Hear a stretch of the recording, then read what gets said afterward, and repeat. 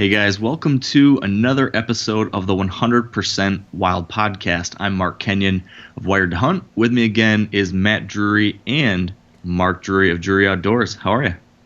Good. How are you today? Good. How are you doing?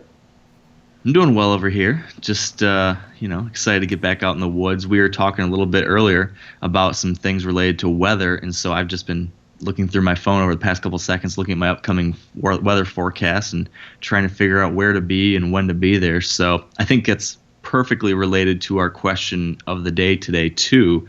So I don't know about you, Matt, but I'm thinking since probably a lot of people right now are rushing around trying to get their honeydew list done and then getting in the woods, maybe we should just get right to the business, too. Absolutely. I think, it's funny because the weather – every hunter is a weatherman this year or this time of year, right? I've never checked out weather so much as I do in the months of September, October, November, December. It's just like every day I'm looking at it, I'm looking at my app, and then the rest of the year it's just whatever.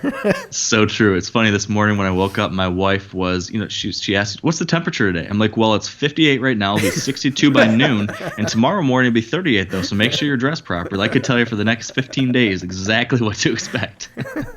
That's funny. Yeah, but you know what? You'd be lying for about 12 of those. Yeah, that's right. You'd True. be wrong. Well, that said, should we get right to that question of the day, Matt? Absolutely. The question of the day is brought to you by Cabela's, the world's foremost outfitter. Hi, my name is Blake, and I'm from Tyler, Texas. My question is there any type of app or website that you rely on before hunting or venturing off into the woods, as in something that you might study? Meaning things like barometric pressure, moon phases, weather, and so on. Thank you for your podcast. As I speak for all hunters nationwide, we enjoy it and keep up the great work. Thanks for the question, Blake. And Mark, what are you using? What kind of apps and tools do you use to keep track of stuff like the weather? Well, there are some key ones that I go to. The first one that I go to every single day, and I watch it, and I've got it customized to what I want to see, is wonderground.com. They have both an app for smartphones, but I find more information on their actually website. So I'm actually going to the web, going to wonderground.com, and I've got my chart in there, and I have it customized to show me wind direction, wind speed, relative humidity, barometric pressure, temperature, high, low. And I look at all those charts and graphs, and I mean, it's like looking at the Dow Jones Industrial Average as it goes up and down. But you look for these little nuances, and when everything lines up, you go, oh, there's the day I need to be there. There's the morning. Here's where I'm going to sit, and so on and so forth. I also use weather.com to compare it to Wonderground, what it's saying. I use AccuWeather. Both of those are apps. I compare AccuWeather to the other two. And then I use FieldView, climate.com as well. That's more during the summer, and looking at overall precip is what I use it for. You can actually program your fields in there, and it'll tell you how much rain that you got. And I found it accurate to within about a tenth of an inch all summer. It was very helpful to know how much rainfall I had. Interesting. Yeah, I use several of those same apps. Like you said, Wonderground is by far, I think, the best website out there for this kind of stuff. And another feature they have that I'm sure you use, I think we have actually talked about before, is they have the historical weather data too on Wonderground, which is really interesting. Is that the site you use for your historical weather too? Absolutely. That's where I go every day. I spend all day looking at pictures, looking at weather, pictures, weather, all day long. I spend more time in my computers and on my phone than I do in the stand anymore, trying to predict or understand or catch one little nuance that we might be able to kill a deer in. And I also use it to take a break once in a while. Yesterday, we hunted hard morning and evening. They moved quite well. And I looked at the weather pattern for this morning, and I said, you know what, I'm gonna sleep in. And I told Wade, I said, let's take a break tomorrow morning. And I'm texting all my buddies when I woke up, 3 different guys, and between the 3 of them, they saw 1 deer. So what are the conditions that you're looking for when you've got Wonderground pulled up? You said you're waiting for everything to line up just right. Can you walk us through what that just right is? And then I actually am kind of curious. We've talked about this before, but I want maybe a little more detail about each of the specific condition or specific variables. So temperature, pressure, wind speed, etc. Well, let's start with temperature. If you look at whatever the average is for that time of the year, when you start to creep up above average, about every degree above average is how many more minutes he's going to lay in his bed that day, in my opinion. If your average temperature for that day is 55 and it's 75, you can just about bet he's going to lay in that bed 20 or 30 more minutes. And I'm simplifying it. But my point is, as you reach the norm and get above it, chances are you just eliminated your daylight activity of an evening hunt, that's for sure. On those warm days, I have a tendency to hunt more of a morning than I do in the evening, just because it just kills your daylight activity.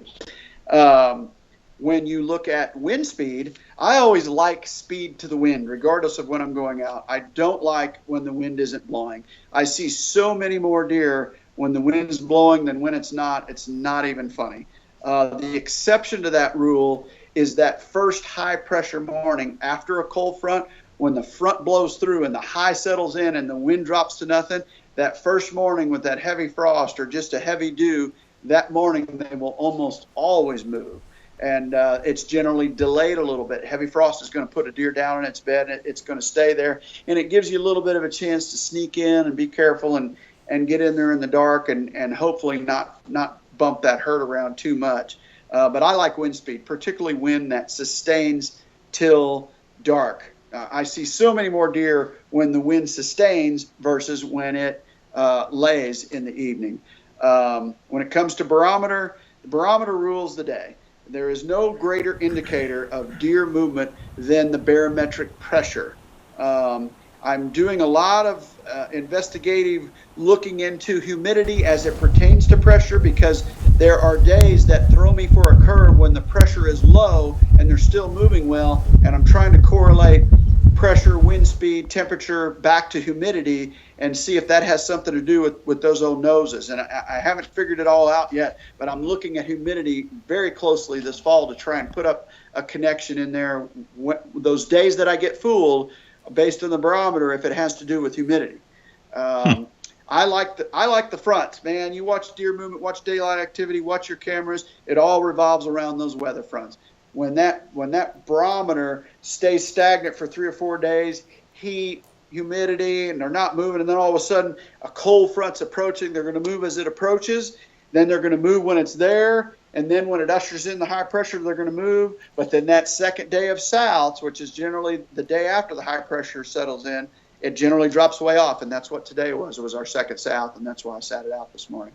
Maybe a fan question here that seems to relate just to that from YouTube, from looks like New Jersey Devils fan. What is the reasoning behind hunting a south wind after 2 or more norths? It's that high pressure. Generally, it correlates together, because that front's coming in, and behind that front, almost always, if it's a strong front, there's a high pressure that settles in. The day it settles in, that front will kick around and it'll come back out of the south. And buddy, look out! That is the day. First south after the north is almost always the best day. And 3 of the best deer I ever killed, 4 now. The wind was out of the southeast that day. I killed skyscraper, snow sled, bucktober, and danger, all on a light southeast on very, very high pressure. And that was the first day after the northerly front that it kicked back out of the south. And all 4 of those deer were killed of a morning. So I've heard you talk a lot about you want rising barometric pressure, and I know high barometric pressure is important, but I had someone recently ask me, what if you're just stuck in like a sustained high pressure, like it's been rising a day or two ago, but now it's still really high? Is that still going to be good, or would that typically be that second day after, that you just mentioned, where it's now warmer, 2 days after the south wind or something? Is that the situation that ends up being where you have a long sustained high pressure? That's where other variables come in. What's your cloud cover percent and what's your wind speed that day? If you have a cloudy, low ceiling with no wind, chances are it's not going to be too great. However, if you have a sunny bluebird day with sustained winds and pressure up there, 30.15 or 30.2 and above, chances are it's still going to be good. It won't be as good as the other, but it'll still be good. Cloud cover's a deal breaker often for deer, particularly if it's low pressure, and light winds are often a deal breaker for movement. I mean, usually when you have cloud cover, it is low pressure, right? Typically. Can be. I've seen it both ways, though. I've seen east winds with high pressure and cloud cover, and they move their butts off. So that's why I'm looking more into the humidity and trying to figure some of this stuff out. But as a general rule, particularly in December and late season, that sun's got to be shining if you're going to see the age class we're looking for. The deer still move, but those old boogers, man, there's just certain windows of opportunity, and they're very narrow. You know, we had a conversation somewhat similar to this last summer, Mark, and one topic we never did cover was your thoughts on precipitation and how that might impact deer movement. Have you found any patterns there? Yeah, get out there when it's raining or snowing, because it often is quite good. Unless you're in the heat of the storm, heavy downpours, that's going to sustain movement a little bit. But a light mist, incredible trigger. Light snow, incredible trigger. But there again, watch your wind speed, watch your pressure, see where you're at in the front. You're only as good as when that front hits you. So there are certain fronts that it might hit in the middle of the night and it'll only be good the following morning, and that's it. However, if it hits in the middle of the day, the first afternoon's good. But that has to do with what the cloud cover's doing and the wind speed, and it's hard to break it all down other than watch every front, pay attention to every single variable, and then when you have good movement, when that repeats, make sure you take advantage of it. Makes sense. What about the severity of a front? Or, when I think of a good front coming through, usually I see like a number of days stacked up with warm weather, and then now all of a sudden the bottom drops out, and I'm like, oh, this is going to be really good. But what about these kind of days where it's like a roller coaster, where it's warm, then it's like a 10-degree temperature drop, and then it's warm again, and then there's a 15-degree temperature drop? I mean, even if it's only one day of warm weather, does that next day cold front still have as much of an impact? I think so, especially when there's pressure associated with it. It has thus far this season. I talked a great deal the day we killed Danger about this Indian summer. We're having an Indian fall where it's just warm and we're not getting many cold fronts. But when you get them, regardless of when they come, they mean more. And we've had incredible daylight activity with some giants this year. We've had really good daylight activity, much better than fall of 15 thus far. Even though it's warmer, we're seeing more of our mature deer. Yeah, October seemed to be way better this year for us in general than it was last year. No question. Now, what about when you get this warm weather during the rut? How does that change things? I think warm weather during the rut's worse than October, because October they're still a little bit used to it from the summer, but come November they're traveling more, so they get warm quicker, and that's when I have a tendency to get in a bedroom on a pond and sit there on that water source. Man, those deer get hot, they're going to go to water and they're going to drink. Awesome tactic during a warm November. Awesome tactic. Interesting. You're still hunting though every day during the rut time frame, even if it is super warm, right? You're just adjusting. Not necessarily. There's certain days that I'll just not go, just because I feel like they're not going to move, just to take a little break. Because we hunt from September the 1st all the way through January the 10th, and that's 7 days a week, and it's generally 15 hours a day. So if there's a day where I feel like they're just not going to move, I'm probably going to take a break, change some cameras around, sleep in just an extra hour, that type of stuff, just to take a break. It's not many, but today was one. And I'm not hunting this afternoon either. How high above average temperatures does it have to be for you to say, okay, this is one of those days that just it's worth taking a break? If it's the second south after the front and you're 20 degrees above normal, chances are you're not going to see a whole lot of mature deer. You might go out and see deer. It's going to be a little bit later, but you also have to look what's coming. If the second south is just ahead of the next front, that's what's got them triggered. But right now we've got a warm day today. We had a warm day yesterday, warm day today, and a warm day tomorrow. And I feel like this center warm day is probably not going to be optimum. And it's never a bad thing to rest your spot either, because if you feel like the movement's going to be late, well, why go track your scent in and out and give them a scent trail to find after dark, that type of stuff. So there's more than just a little bit of a mental break to get away from it. It's also give the deer a break, keep off of that, get that human intrusion out of there. Mark, on that point, the human intrusion, we talked about it briefly on this podcast before. I don't remember who our guest was, but we talked about nose jammer. And have you used that before or not? I thought you had told me you did, but I couldn't remember. I have, yeah. I've used nose jammer. Yep, you bet. I have a great luck with it down in Texas for sure. So do you just put it on because one of my camera guys bought a can, and I bought a can actually. Now you could use it, on everything, but I had the tendency just to put it on the bottom of my boot, and that was it.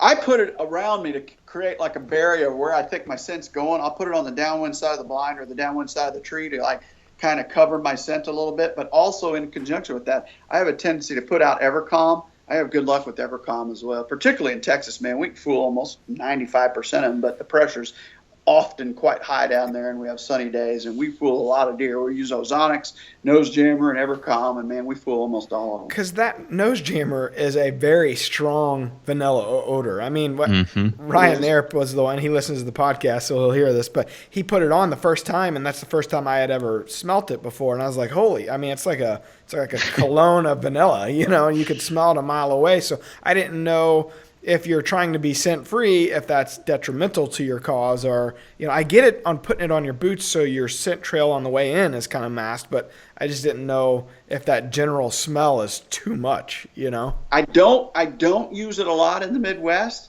I use it more in Texas, but we're hunting 10,000 acres and I'm all over that ranch, bouncing all over. Here in the Midwest where I'm going to my little honey holes, you know, I have a tendency to crush everything with Scent Crusher, throw an Ozonics in, and easy access in, easy access out. I'll mow it in September real short so that I get that last green growth in there so it's quiet. You know, there's a method to access both in and out. It's not only your scent, but also being quiet as well. Okay. It's funny you mentioned Nose Jammer, Matt. You know, I use it all the time around here now too. And I usually, to your question, you know, I put it on my boots just like you do, but then I also spray it on my tree and stuff when I get set up.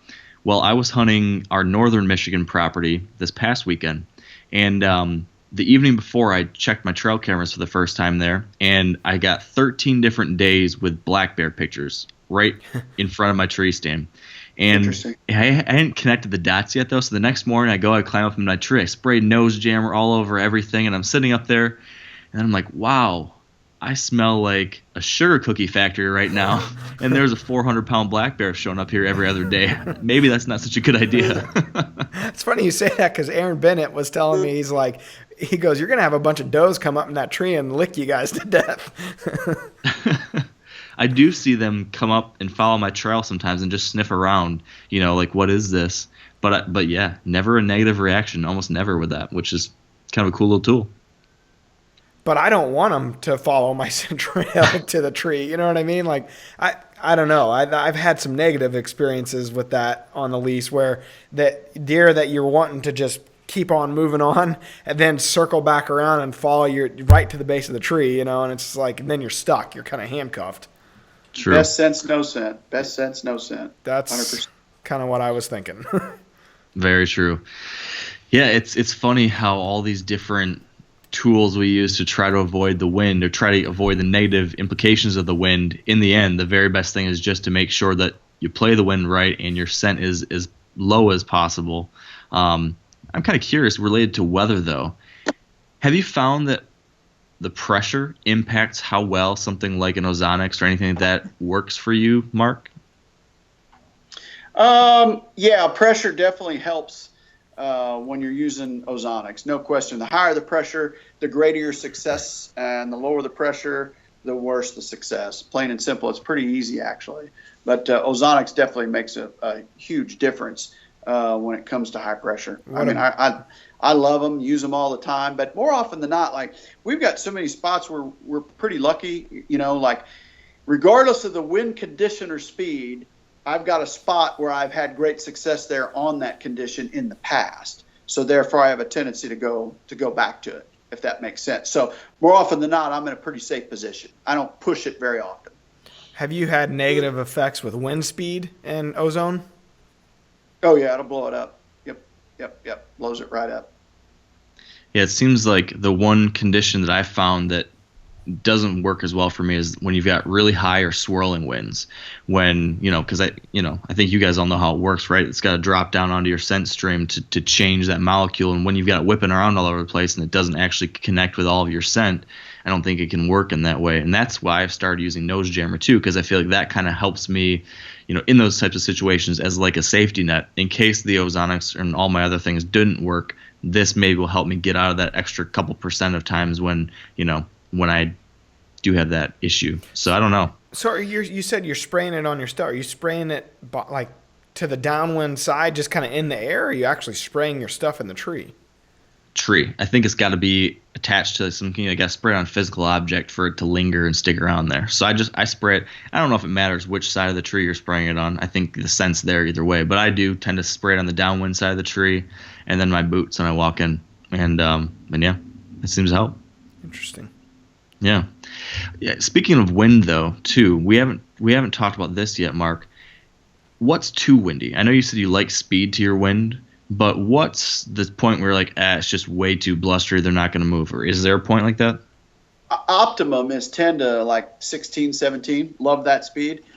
I don't see wind affecting them where they won't move at all until it gets really gusty, up over 30 or so. But they're used to these weather conditions. So I have a tendency in those really windy days to go really low in topography, and I think the deer do the same thing. They get down out of that wind because it's amazing how you can get low and then not have the same wind speed down there that you do up on top. So a little bit of it's common sense, but you very seldom in the fall do you get a wind speed that will deter deer movement. More often than not, it's some other condition that's doing it more so than that speed. Do you feel like they get a little goosey with a certain wind speed? I mean, like, I know, if you're sitting over a cornfield or whatever and everything's moving around them, I mean, they're constantly looking around and seem like they're worried. They can get a little goosey when you start bumping up over 20, but the most nerved up I see them is when it is below 5. That's as nervous as you'll see a deer when there's no wind. When they can hear everything. They can hear everything. Interesting. That happened to me last night, actually. We were sitting in a ground blind over a food plot, and we had a decent wind for this food plot, and there was no wind. I mean, nothing was happening. I even told my camera guy, I said, you know what, if does pop out on this, because it's a small food plot, like quarter of an acre, if that, I said, don't even pick the camera up. I was like, because we got a full, X amount of does to get to the deer we're after. And we didn't move. I mean, we're pressed up against the back of this ground blind, and a fawn came out, and here comes Mama, and she instantly looks at us. Nobody's moving. I mean, not even blinking. And she just didn't like the circumstances at all. And she blew on out of there, and that blew the night. But I felt like it was because you could hear everything. And nobody was moving, but it was just too calm. It was eerie, No wind's the worst wind, man. I love a wind that sustains. It's one of the reasons we get a lot of trouble for hunting our blinds and whatnot, but those are the nights we keep the windows closed, keep it pretty airtight, try to minimize our scent escaping from those blinds and minimize that sound, man. And we have a lot of luck on those low wind nights in our scent proofs that we've actually built. A lot of times when you've got that really low wind too, doesn't your wind, I mean, your scent still travels to some degree, so it kind of just starts going every which direction, right? Just very slowly kind of simmers off in different ways. I feel like it's almost like a swirling wind, but just a very low speed swirl. Is that kind of what you guys see too? Goes in a circle instead of one pie chart, I kept checking the wind last night with my wind checker just to see what, because there was literally hardly anything blowing. So, and most of the time it just kind of like I was almost choking on it because it would just kind of like stick around. It was really odd. Like you could see some of it lightly going out, but for the most part, it just seemed like it was just sticking around and kind of dissipating.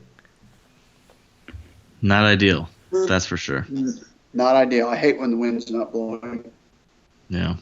So is there any other factors related to weather that you're looking at, Mark, that we haven't covered, or any other changes you make in your strategy based on weather factors that we haven't talked about? No, but I will say this: weather is relative to the season. So my observations and the things we're talking about now probably will have a lot of credence from September in through November. But when you get past the rut, you get in Thanksgiving beyond, it's a whole nother set of parameters that I look at, because then it's just different. It's bed to feed every day, and then pressure has to be higher. Cloud cover is a huge factor in the late season, so it's relative to the season and to the phase. Is there any other than cloud cover and pressure during the late season? Are there any other changes, or are those the two big differences between what we've talked about? Yeah, wind speed. I like more wind during the late season than I do during the early season. Everything changes just a little bit, but one thing's for sure, they are totally dependent on the weather as far as when they're going to move.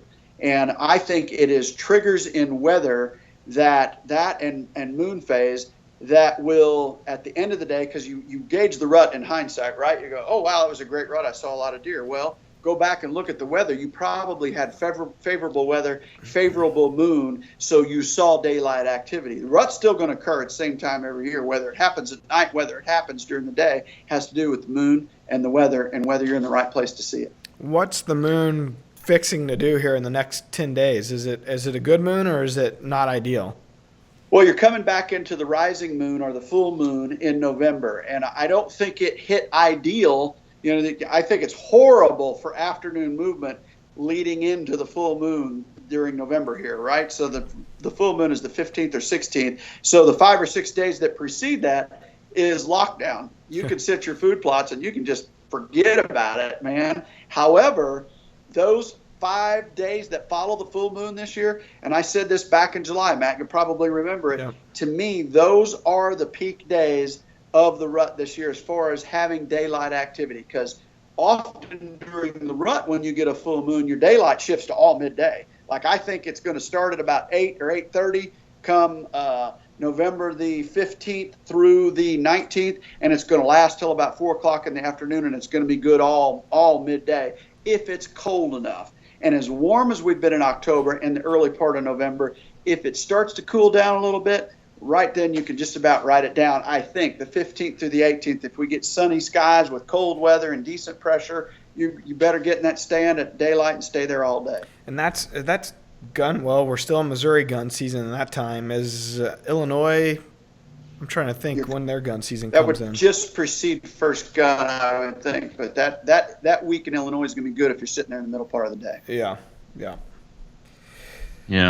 It's that's our opening of gun season in Michigan too. So it's not good for me because I usually leave my main spots alone during rifle season and hope that something survives the war zone. So hope it's not too good that day. Well, Mark, you may want to get into those bedrooms and let that pressure put them in there because they're going to move naturally during the middle part of the day anyway because of the moon and the phase. True. Speaking of the moon, can you elaborate again? Because we get a lot of questions about your take on the moon in the rising and setting times. I know you pay attention to that a lot. Can you touch on that again for us? Take the day of the full moon, okay? If it's full, the 15th, back up 5 days. Those 5 days are going to be great in the afternoon. The 5 days that follow it are going to be great in the morning. It's that simple. And that's because, correct me if I'm wrong, but as I understand, that's because those are the times when the moon is present in the afternoons, right, early, and then it's present in the mornings late after the full moon, right? You got it. Those 10 to 12 days in and around that full moon, 5 or 6 before, 5 or 6 after, if the weather's right, without question, daylight activity is going to be enhanced during those periods. It's not to say you can't see daylight activity on the dark of the moon. It just makes it a touch better in and around that full moon. So you don't give any credence to the kind of theory that some people, I think more so in the past, used to say that, when you've got a full moon, all the movement's at night because it's brighter out. Is that, based on what you're saying here, no, the full moon isn't bad. So far from the truth, it's not even funny. Yeah. I would argue that till the day I die. Like, that is ludicrous. If you watch that day that it's full and watch the 5 or 6 days that precede that, I will argue all day long that is your best afternoon movement. And then the 5 or 6 that follow that, it's your best morning movement. We've been sitting and watching it for 30 years, and Terry and I will both argue that till the day we die. I followed that this year here in October because you guys were talking about it, and so I started keying in on the deer I'm after, and literally he was daylight. He was right there, on the food plots every evening almost, and the full moon and the 5 days after. It was amazing, exactly what you were saying. Now, that all said, would you say, and I think I've heard you say this before, Mark, but you would still say, though, that weather trumps the moon. So if I were to say, okay, I've got a great cold front, but the moon's bad, would you say that's better, or would the day with the warmer weather but the great moon be better? No, the cold front's better. Weather trumps moon. Moon enhances weather. Yep. All right. I'm glad I've got these things all straight. I've been slowly putting together all the pieces that I've been learning from you over the years, Mark. And I think I've got it pretty well handled now. I just need to make it all count.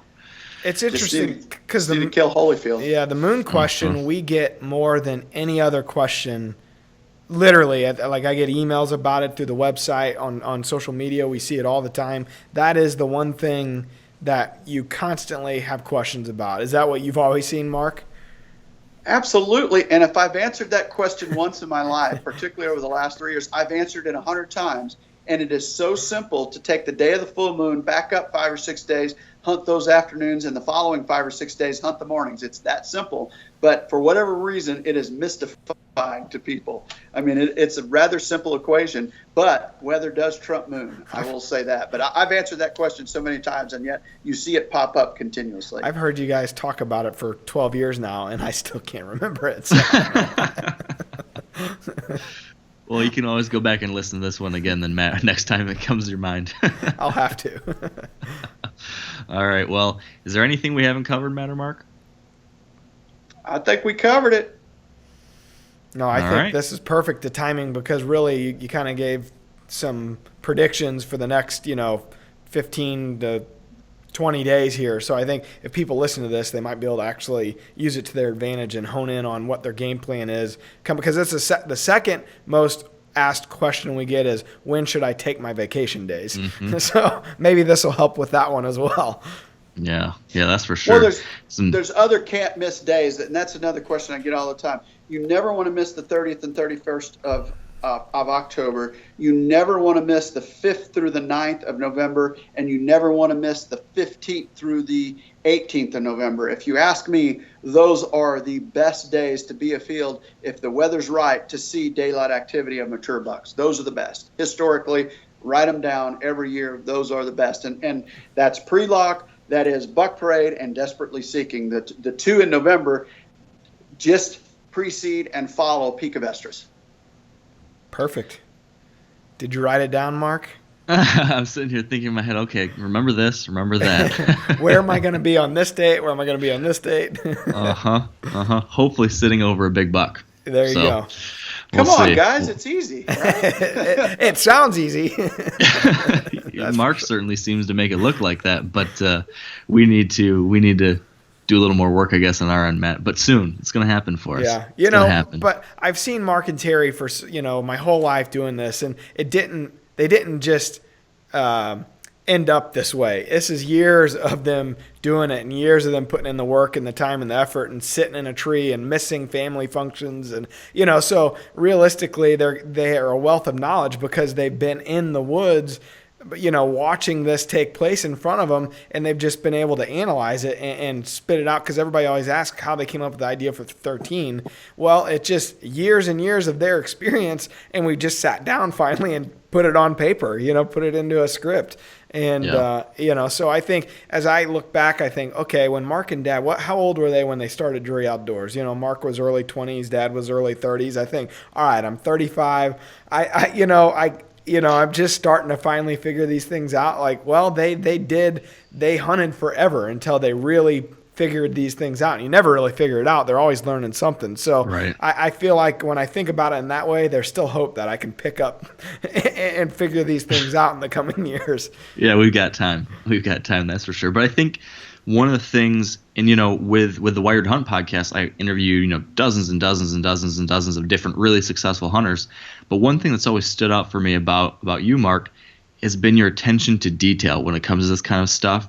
And it's very impressive and fascinating for me. And I think it really is one of those key things that differentiates you and Terry from a lot of other people, is focusing on these little things and then looking for these larger patterns and trends. And I think if we all start doing that a little bit more, I think it's going to help.